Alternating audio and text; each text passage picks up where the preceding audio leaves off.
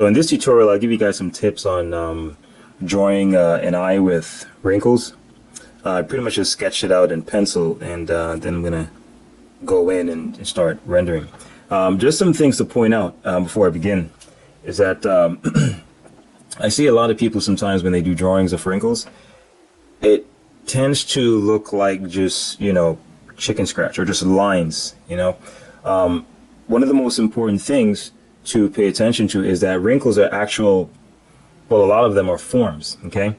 So in other words, they're actual, three-dimensional shapes in a sense, all right? I'm kind of exaggerating the size here, but in most cases, they're really like I would say like really tiny cylindrical forms, like that, all right? But another important thing is, even though they're also cylindrical, they're subordinate to the larger form. So for example, when you see wrinkles, they generally form, around or in between or over some form that's already there. So in this case, for example, see all the little wrinkles that I sketched in? They kind of follow or around or accentuate the form of this lower eyelid. This whole lower eyelid has a form like this. Okay, if you notice this whole shape, it's somewhat like this. So this is the overall mass, right? The form or the volume of the lower eyelid. And then you have to pay attention to the overall lighting. So for example, in this case, I'm going to have the light I'll make the light come from the upper left, like that. Okay, so that means this side the lower right will be in shadow, like that. And then the wrinkles will be on top of this, all right? So regardless of how many wrinkles you may have, they all have to conform to the overall mass that you're drawing. And you'll see what I mean when I start doing it. And also, even the wrinkles on this side, they're almost like following the cheekbone, okay? Or the zygomaticus, the bone that's right on the outside of the orbit. So it somewhat forms something like this, okay? Like that. The eyes here, and the bone here goes around. So the wrinkles go over like this, or like crow's feet. All right, so they actually go over like that. So the wrinkles themselves have a volume. It's almost like that. So that's just a useful way to think about them. So they just don't look like lines that are just flat, but they actually have form. See, even just doing this the way I did makes it, you can already feel the volume of this form curving around like that. And you can see that these are almost like, full forms on top of this larger form. And that's the way wrinkles are, and you'll see the way I deal with that. So I'm just going to go in and start doing some of the line work, which is how I normally proceed through my drawings. As I tell you in a lot of my tutorials, that I generally start with, I progress through my drawings in layers. So for example, I'll do the line like I'm about to do now, then I'll put in one layer of value, and then I'll deepen the values as I go along.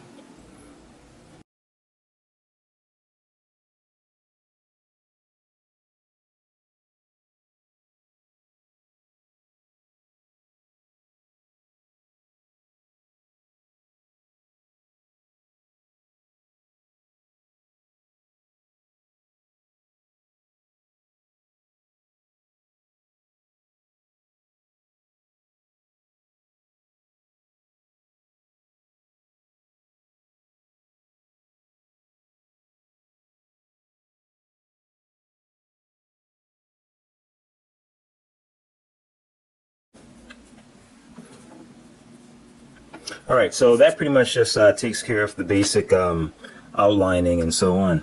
Now, you can see that right here, the nose would be on this side. This is the inner corner of the eye. Okay.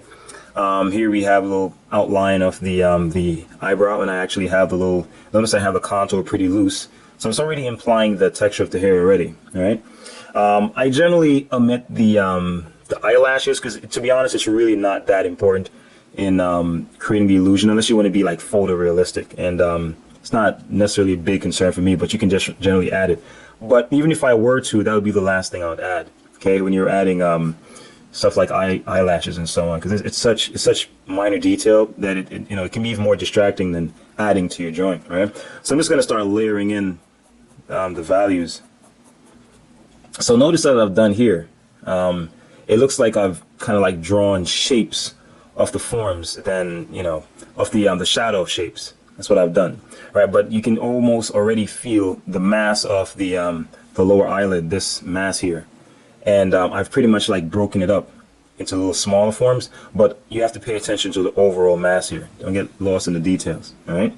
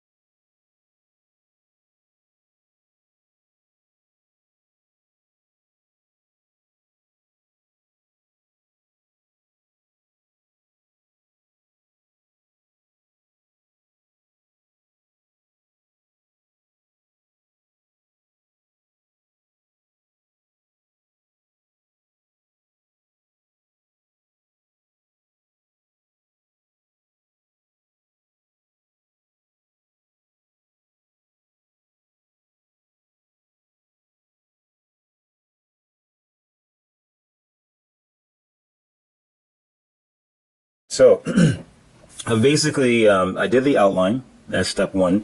And then the second step is to layer in my, put in my first layer of values. Okay. Now, I get a sense of, the general pattern of light and dark.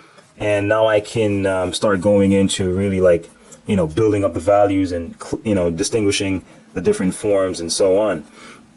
And if you notice, I also treated, all the forms and all the values pretty much just with uniform. Okay.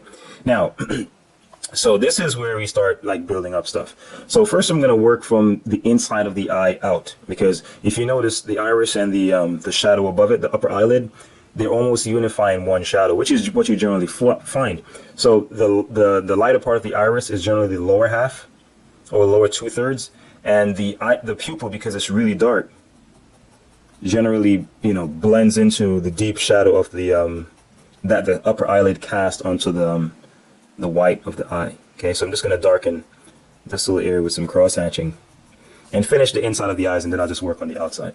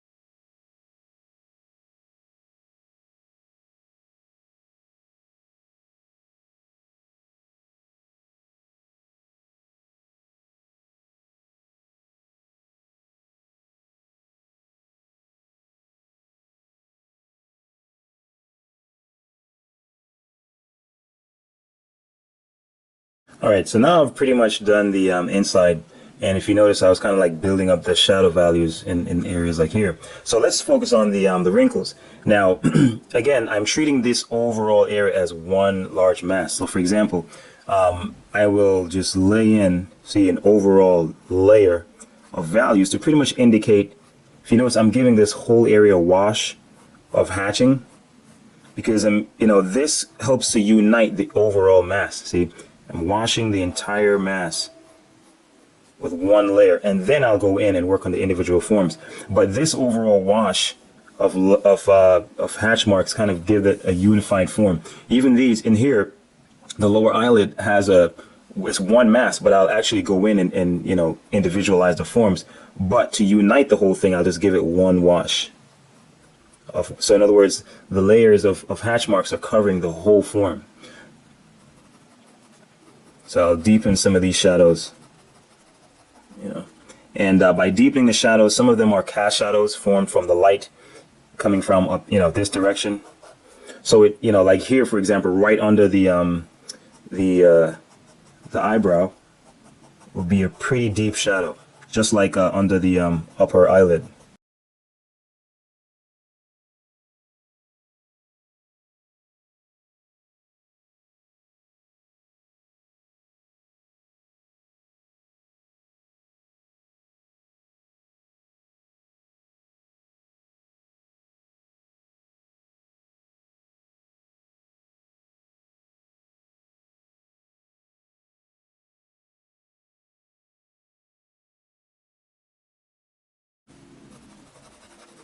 See, this is also a good example of an area where you could choose to use a pen with a larger point. I'm using a .01.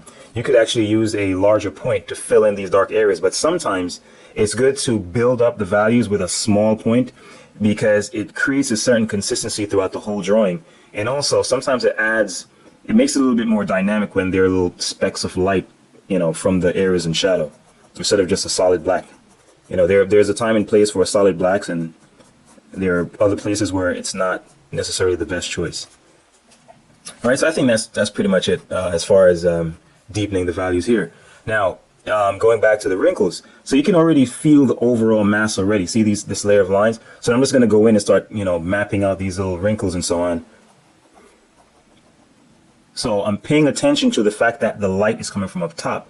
So for all these wrinkles, the contour, in other words, it's almost like you have something like this. And then on top of this form, you have a small forms on top of it, like so, for example.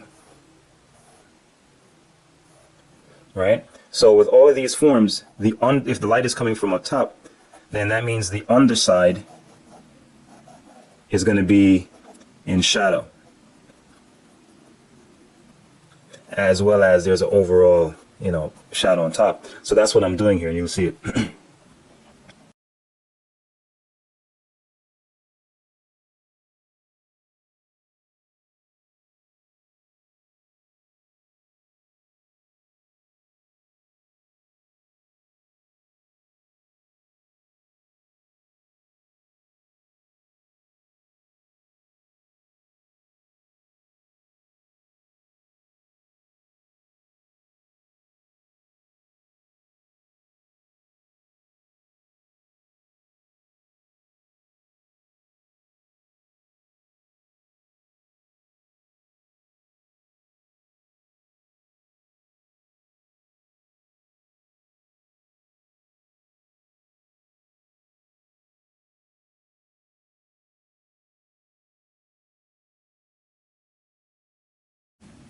See, so all I'm doing in these light areas, see, I'm treating it a lot lighter.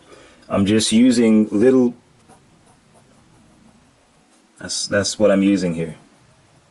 All right. And there's not as, see, in this side there's a lot of deep values because this side is in shadow. So the point I'm making is, even when you're, you know, you're drawing wrinkles, the smaller forms still are always treated subordinate to the larger forms. All right, and that's the way you approach this.